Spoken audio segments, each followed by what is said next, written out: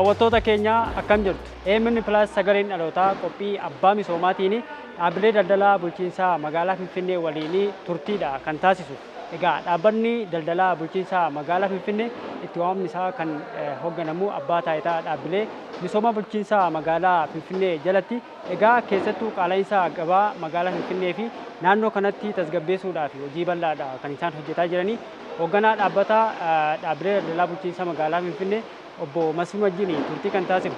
Meegaa hojii keessattuu qaala'insa gabaa irratti bal'inaan bulchiinsa magaalaa Finfinnee akkasumas immoo shaggarii fi naannoo kanaa fi baay'inaan kan isin dhiyeessitanii hojiiwwan kanaan immoo hojii bal'aatu akka hojjetamaa jiru itti quba qabna. Mee hojiin keessan irra guddaan maal irratti kan xiyyeeffatu? Galatooma. Hojiin keenya inni guddaa gabaa tasgabbeessuudha. Gabaa tasgabbeessuun haala lamaan. Tokkoffaa dhiyeessii guddisuudhaan. Dhiyeessii magaalaa keenya irratti naannoo Finfinnee irra jiru guddisuudha.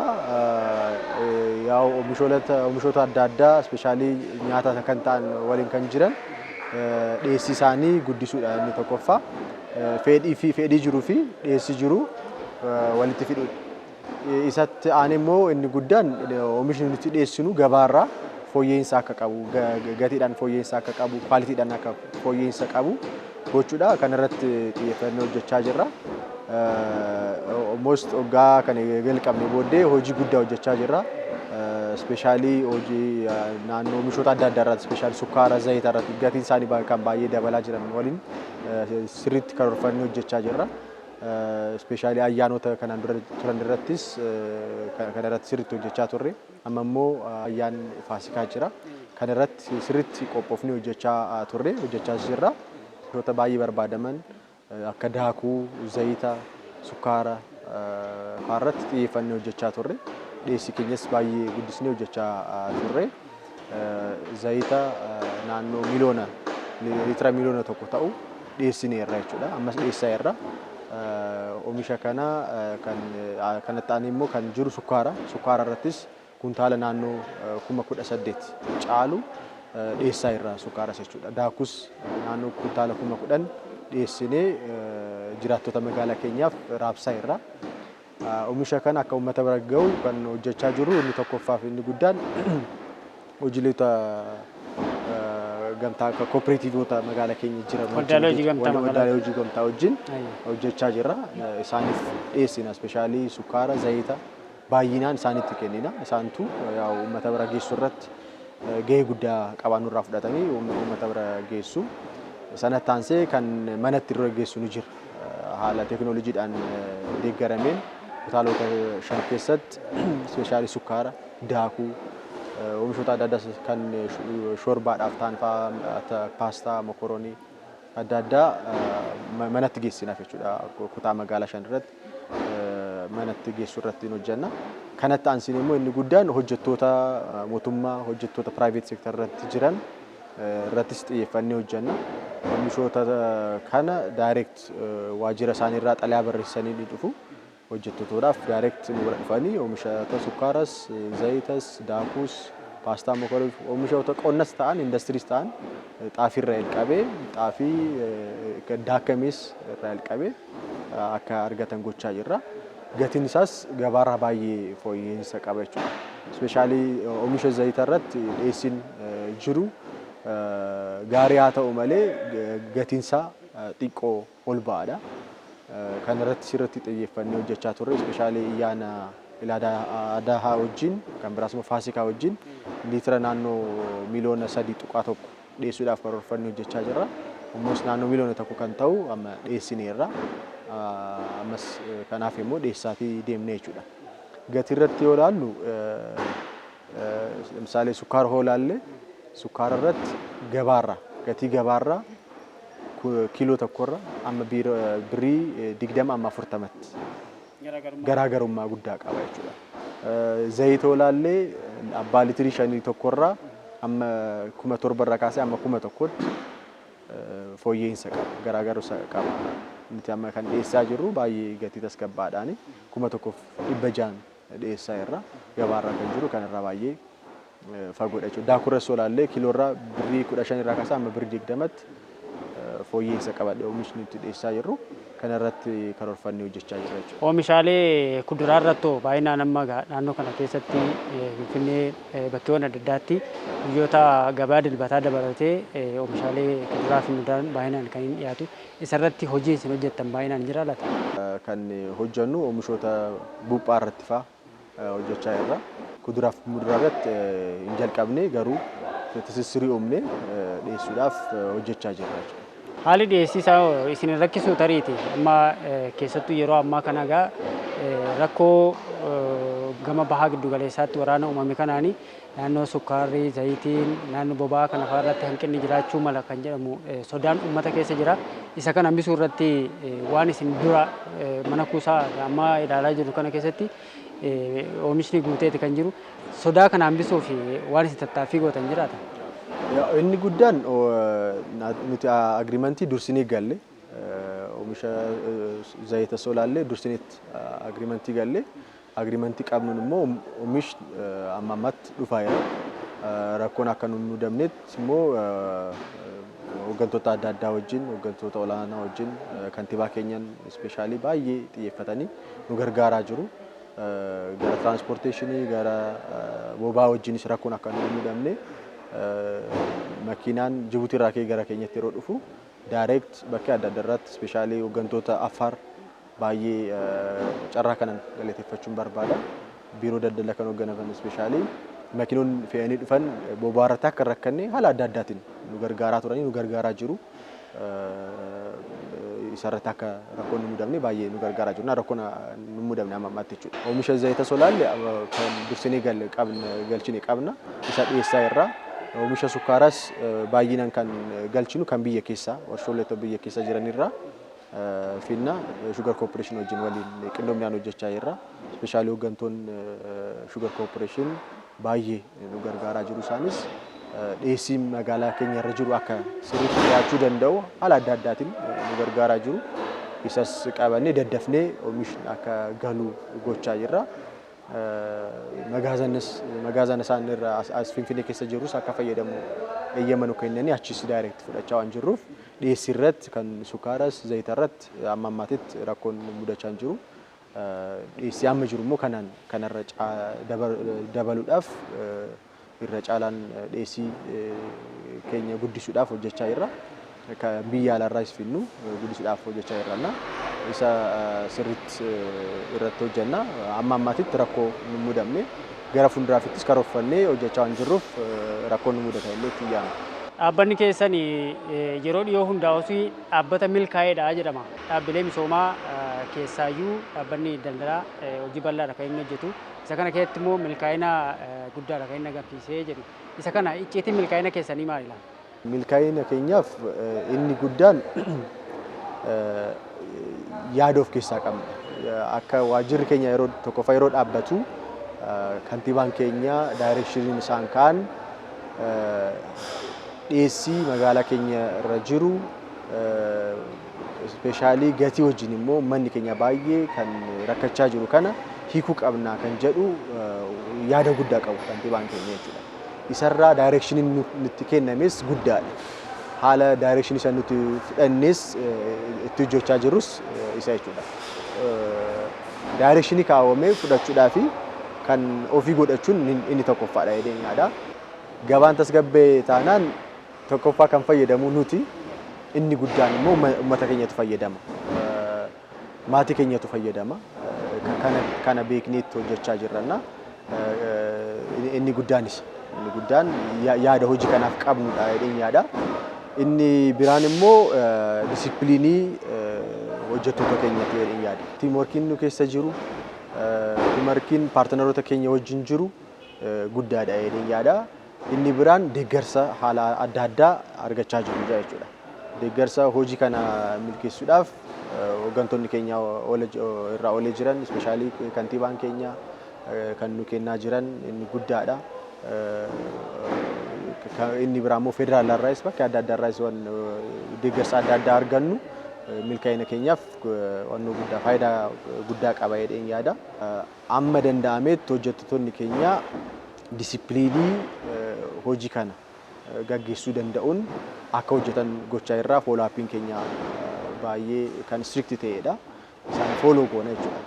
Namoonni disipiliinii qabaannee rakkoo adda addaa qaban immoo training gochuudhaan haala adda addaan training gochuudhaan gahee isaanii akka sirriitti taphachuu danda'an performaansii isaanii guddisuudhaaf haala adda addaan deeggarsa goonaa fi warra deeggarsa kana keessatti immoo of jabeessuu hin dandeenye, of guddisuu hin dandeenye immoo tarkaanfii fudhachaa deemna jechuudha. Teknoolojii adda addaa fayyadamuudhaaf iyyaalla.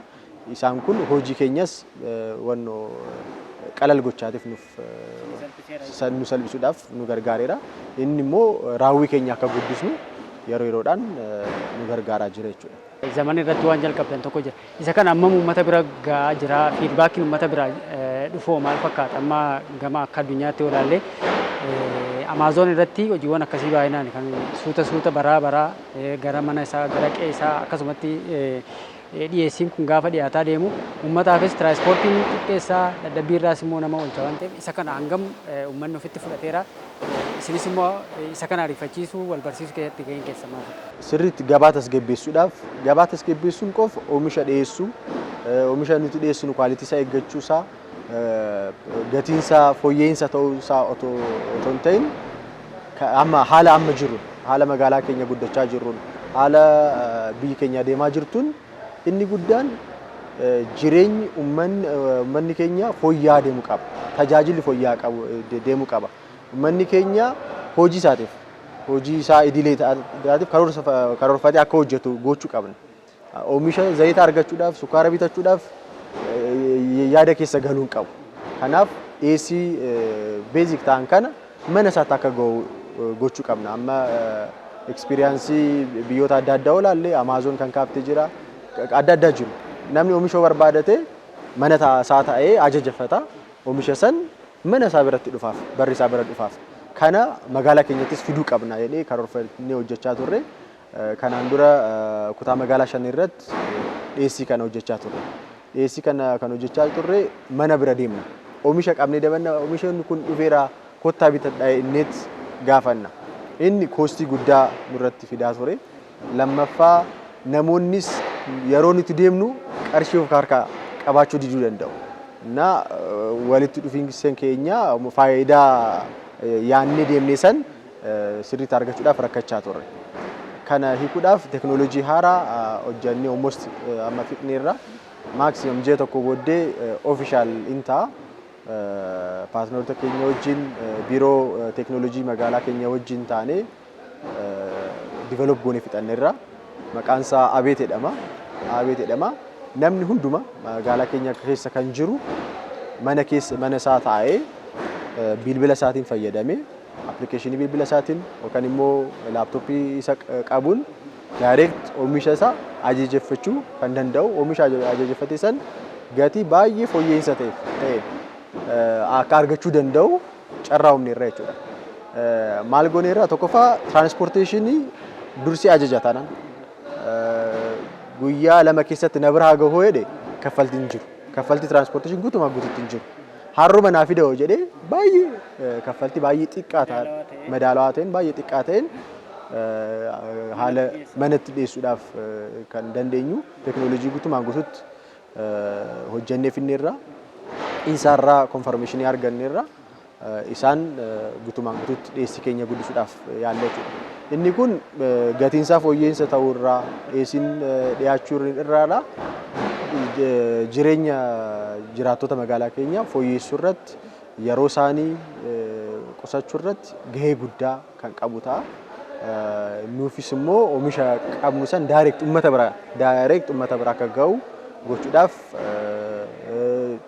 carraa biizinasii keenyas guddisuudhaaf carraa guddaa nuuf ta'a jenneet karoorfannee hojjechaa jirra.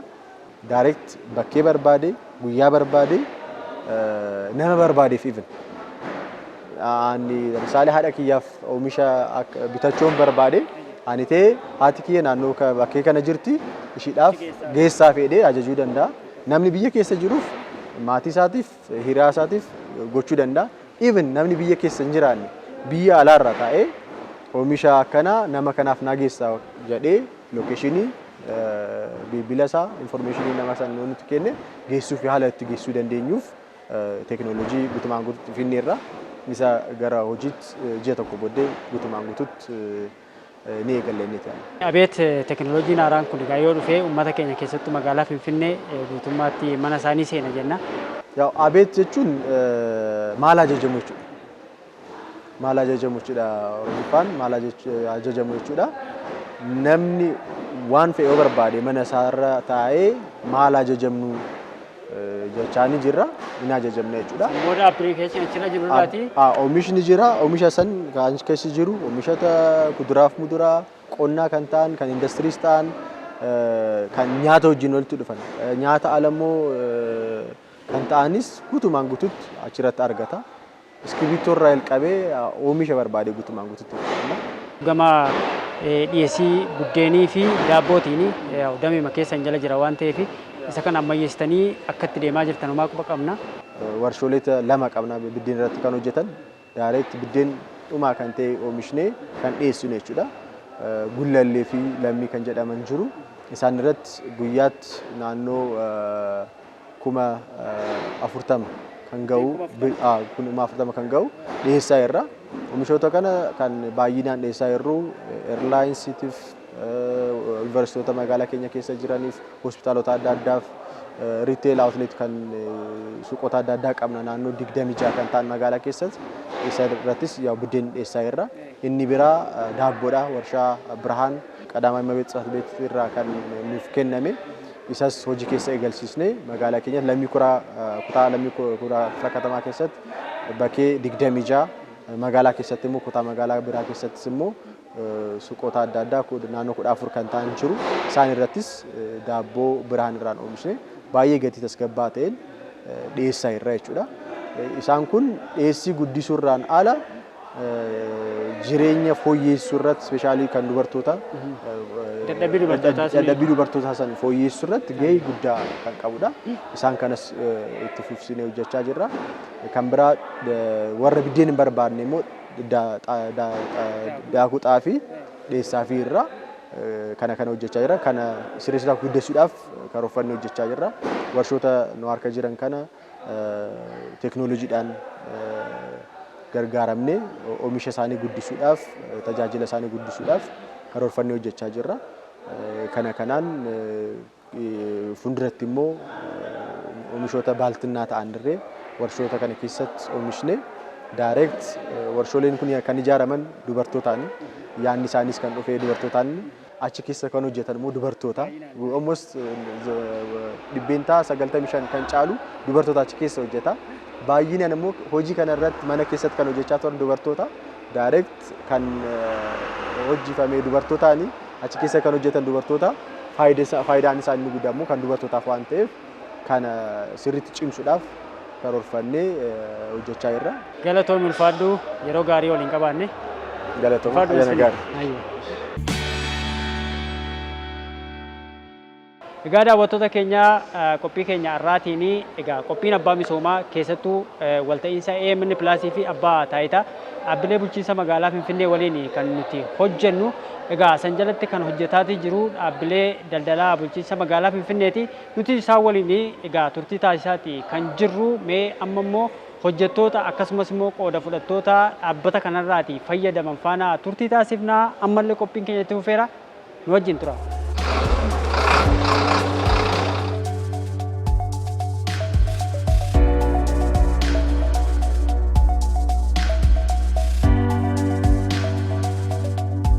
Zayitiin immoo baay'ee barbaadama. Tokkoffaan immoo ayyaana waggaa jala gahee kun amma uummanni fiigeen dhufu makiinaa guddaadhaanis xinnaadhaanis nan fe'adhaan jedhu baay'eedha. Otoo dura dhiyaateeraati akkas hin ta'u.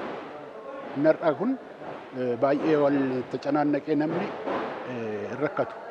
Malee eenyi isaanii jireenyi isaanii bal'aadha guddaadha baay'ee gammachiisaadha. በተለይ ዝቅተኛ ኑሮ ያላቸው ዜጎች በተመጣጣኝ ዋጋ Hawaasa jireenya gadaanaa jiraatuuf gatii giddu galeessaan oomishaalee warshaa fi qonnaa dhiyeessuuf dhaabbata hundaa'edha. Keessattuu qaala'insa jireenyaa yeroodhaa yerootti mudatu furuuf kan hojjetu akka tasaa oomishni yoo dhabame immoo mana kuusaatti walitti qabuun uummanni magaalaa keenyaa akka rakkanneef durfamee irratti kan hojjetamudha.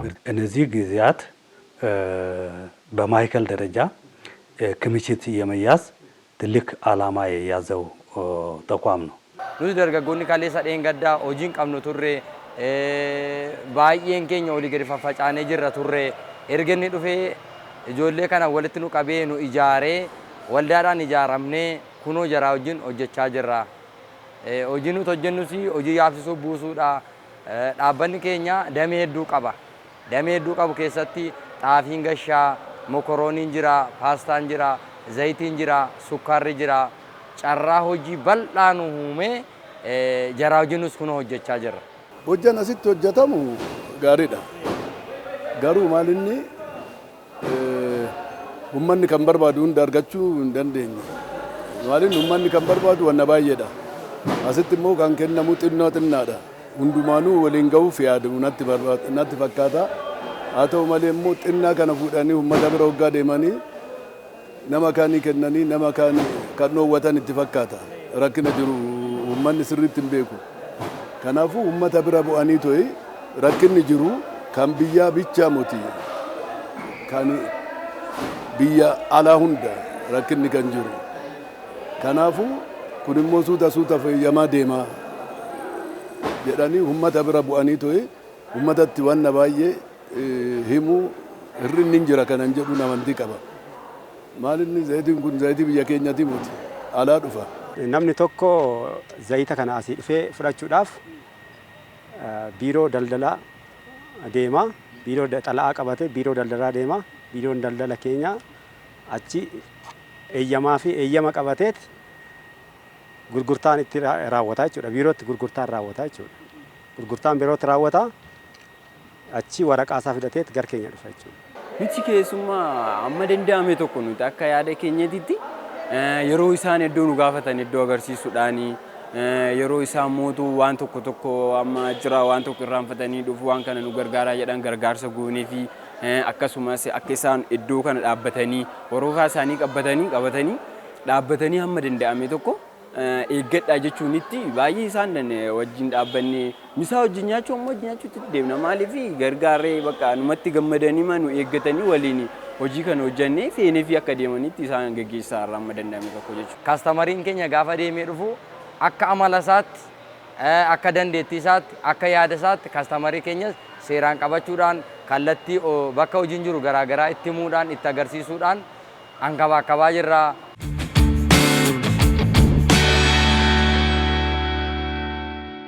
Asitti kan hojjetamu wanna gaariidha. Karaa biraatitti immoo kan dhoksu hin jirata. Kana keessa seenee fidanii kan dhoksan uummataa fidanii baay'ee tirfii barbaaduudha. Kan awwaalan keessa deemanii laalanii uummanni kan barbaadu akka biyyaatitti akka humnaatitti argatutti isarra jira kanan jedhu amantii qaba. Garuu nu qarqarru malee mangistiin kobaasa wanna hundeen hojjeta jechuun hin danda'amu. Wanna dhokate bakka kana dhokate inni uummatti kan waaqa baay'ee tirfii barbaadan jennee wajjiniin wal qarqarre malee waan hunda mangistii irratti gatanii waan hunda mangistii irraa eeganii wanna ta'uu miti. Hattuu hunda mangistiin adaneet qaba jechuun danda'u uummata wajjiniin waggaa ta'e malee. ይህ ተቋም አሁን ጠርፋማ ነው ሲንገመገመው dhaabbanni kun akka gamaggamnetti dhaabbata milkaa'eedha. Kaayyoo dhaabbateef kan milkeessee fi bu'aa gaarii kan qabudha. Keessattuu bulchiinsi magaalaa xiyyeeffannoo kennee dhiyeessii oomishaalee irratti hanqinni akka hin mudanne ta'eera. ኑሮ ለመረጋጋትም የተጀመረው ስራዎችም በጣም ትላልቅ ስራዎች ናቸው። ከመሰረተ ልማት አቅርቦትም ጭምር ነው። ወጋ ለማፍ ዋንተ ሬፍታና kana keessatti dhaabbata keenyas dhaabbanni keenya haalota garaagaraadhaan nu bukkee dhaabata jabaadhaan nuun jechuudhaan aizoo nuun jechuudhaan guyyaa ayyaanaa tokko warra akka zayitii duqeetii indaaqoo hinqulaalii garaagaraadhaan nuu kennuudhaan nu bira dhaabbata. Kana jechuun jabaadhaa aizoo isin faana jirra nuun jechuu isaaniidha. Kanaaf dhaabbata keenya baay'een galateeffadha. Jijjiiramni kana caalummoo yoo dhufe yoo jarris kana caalaa jijjiiraman nu guddisuu nu fudhatanii deemu gara carraa garaagaraallee nuu laatu jennee abdii irraa qabna. Haalli mootummaan akkanatti dhiyeesse baay'ee gaariidha. Kanarra akka uummataa fi akka dhiyeenyaatti waliin taane malee kun guddaadha. Eenyi kun argamnaan amma biyya alaatii biyya kana dhufee garuu kana caalatoo dhiyaate malee kun akka dhiyeenyaatti gaariidha.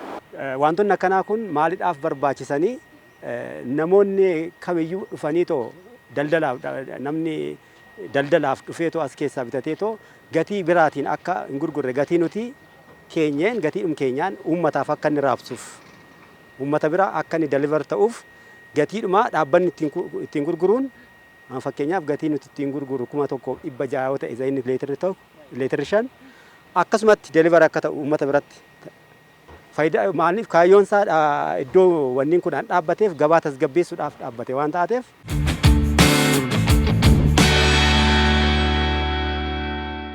ክትትልና ድጋፍ ጋፎቹ ምንድን ናቸው?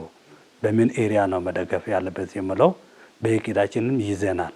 Gama abbaa taayitaan hordoffii fi gama ni taasifnam. Deeggarsi damee kamirratti akka isaan barbaachisu wal hubannaan ni hojjennam. Leenjii barbaachisu ni kenninaaf. Dhiyeenya kana akkaataa dhaabbatichi guddatu irratti qorannoo taasifneerra. Warshaaleen gurguddoon kan akka daabboo biraanii fi warshaan biddeenaa lammii fi gullallee jalatti hoogganamu fuulduratti warshaaleen biraa isaan jalatti ni saaqamu. dhaabbanni kun waggaa 10 booda maal fakkaata kan jedhu qorannoo taasifnee jirra. በጥናት የተረጋገጠው ዶክመንትም ከአዲስ አበባ ዩኒቨርሲቲ ጥናቶቹም አጥንተናል። መና ከና አማንጅሩ ዘይተ መና ከና ጅሩ ላል ሀርጣን ኡመን ሞዶ ከና ጠበቱ ላል ማል ጎዱፍ ወረ ሸማቶቻ ፈኡፍ ፈአኒ ኢሳኖ ኡመታ ከኑፍ ኩንሞ ጋቲኒሳ ዋና ፎዬ ዋና ቃቡፉ ኡመኒን በርባዳ ሸማቲ ብራ ዱፌ ኡመን ወነ ባዬ በርባዳ ሱኳራይን በርባዳ ዘይቲን በርባዳ ወኒ ኩኒ ሱኳርስ ጋራ ሸማችት ዘይቲንስ ጥናቱስ ኡመታ ብራ ዳፌ ወነ ጋውፉ ወነ ከነከና ፎየሳኒ ኦጋት ዴማኒ ጋሪ ዳከናን ጀዱ አማንቲ ቀባ keessumaa yeroo ayyaana gubbaadha dhaabbanni keenya yeroo ayyaana gatiin ol ka'a waan ta'ateef namoonni gatii ol dabaluu danda'an yeroo sana durseetu itti qophaa'ee uummataaf deliver godha jechuudha. Dargaggoonni baay'een bakka garaa garaatti yeroo isaanii dabarsan bakka kanatti ijaaramanii dhufanii iddoo kanatti namoonni baay'een dhufanii asii hojii ba'aatiin tajaajilaa jiru jechuudha. Dhaabbanni kun waa baay'ee irraa fayyadamneerra. Ijoolleen kun ijoollee safara keessa iddoo keessa jiraachaa turanidha. So ijoollee keessa jiraataa turan asitti dhufnee hojii kana hojjennee irraa daabbootti ergannee waan tokko ittiin uffatas bitannee waan tokko waan garaa garaa ittiin godhannee hojjechuu keenyaaf isaanis baay'ee isaan galateeffannaa. Dhaabbanni kun nuuf baay'ee waan guddaarrallee yaada guddaas qabaannee iddoo guddaa ittiin geenne jennee yaadna.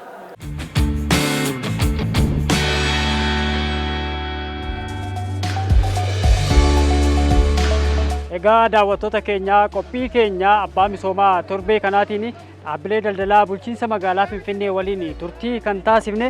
Egaa dhaabbilee daldalaa bulchiinsa magaalaa Finfinnee yeroo dhiyooti as kan hundaa'e ta'us yeroo ammaa kana hojii gabaa tasgabbeessuu irratti kan inni bobba'eeti jiru. Ayyaana Faasikaadhaa fi hojiiwwan isaan baay'inaan oomisha isaanii galchanii gabaa tasgabbeessuu irratti xiyyeeffatanii hojjetan faana turtiidha kan taasifne.